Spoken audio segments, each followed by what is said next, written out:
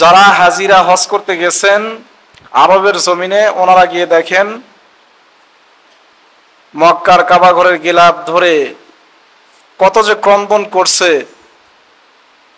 রাসূল সাল্লাল্লাহু আলাইহি ওয়াসাল্লামের রওজা শরীফ যখন জিয়ারত করতে গেছেন কত যে ক্রন্দন করছে, চোখ দিয়ে অটোমেটিক পানি ঝরছে।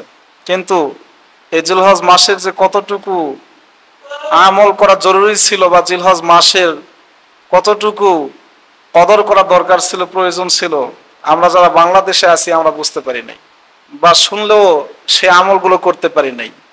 কারণ কি? দুনিয়াতে বেঁচে থাকার উদ্দেশ্য করে, দুনিয়াতে বেঁচে থাকার জন্য রিজিক বন্টনের খাতিরে, রিজিক অন্বেষণ করার খাতিরে, রিজিক অন্বেষণ করতে গিয়ে আমরা আমাদের জীবনের অনেক মূল্যবান সময়, অনেক সময় নষ্ট করে ফেলি, ব্যয় করে ফেলি। কথা বলেন ঠিক কিনা?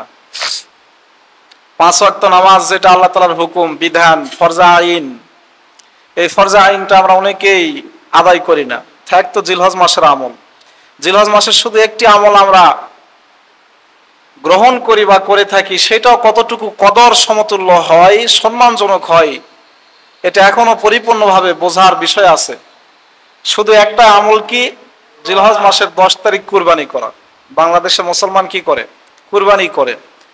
এই কুরবানি ব্যতীত এই কুরবানিটা যে কতটুকু সম্মানজনক হয়, বা কতটুকু আল্লাহ তাআলাকে রাজি খুশি করার জন্য হয়, বা কতটুকু তাকওয়া অন্তরের মধ্যে নিয়ে করা হয়, এটা একমাত্র আল্লাহ পাকই জানে।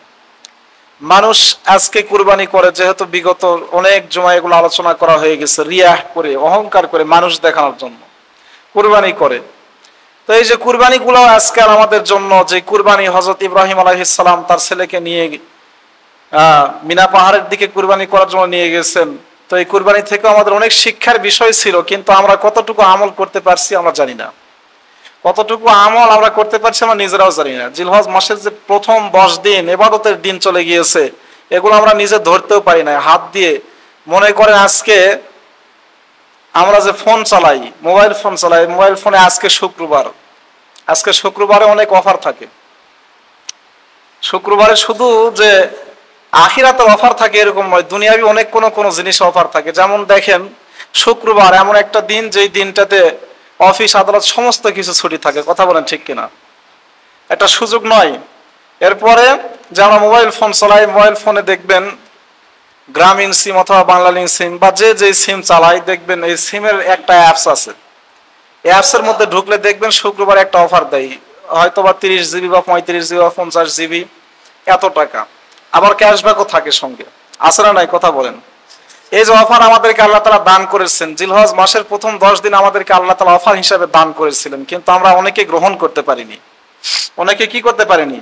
গ্রহণ করতে পারিনি। কিন্তু দেখেন মোবাইল ফোনে সিমে একবার আসছে মেসেজ যে আজকে 999 টাকায় 50 জিবি 800 মিনিট 200 টাকা ক্যাশব্যাক, সঙ্গে সঙ্গে দৌড় দোকানে, ফ্ল্যাক্সি লোডের দোকানে দৌড় গিয়ে, ভাই আমাকে ফ্ল্যাক্সি দেন, এরকম এরকম অফার আসছে। বা আমার ফোনে দেখেন তো কোন অফার আছে কিনা, বলে কি বলে না? কথা বলেন। কিন্তু জিলহজ মাসের যে 10টি দিন আমাদেরকে আমল করতে হতো, এগুলো